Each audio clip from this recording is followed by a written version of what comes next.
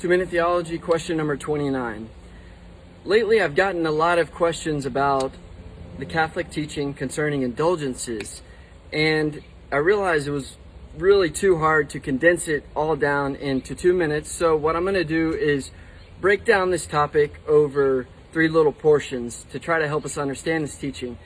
And people were asking, does the Catholic Church still teach about indulgences? Where do we find this in the Bible? Isn't this a way of buying your way into heaven? Where does it come from? What does it mean? How do we get them? And so I'm going to try to break this down by what is it?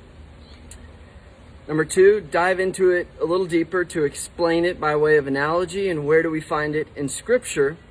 And then 3, how do we get an indulgence? So firstly, what is an indulgence? This is the removal or the remission of the temporary consequences of our sin. Okay, this is the removal or the remission entirely, completely forgiven of our consequences from sin. And as we know, there are consequences for sin. There's the eternal consequence for sin, and this is hell, right? This is eternal separation from God for all eternity.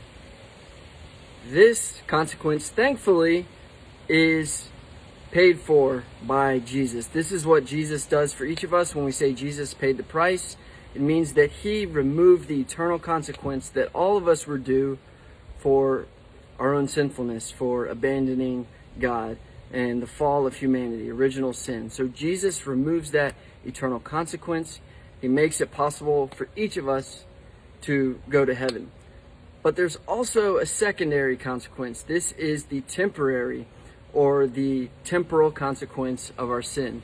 And we know this through our own experience. And this is what I'm going to get into in the second topic. But we know that sin wounds us.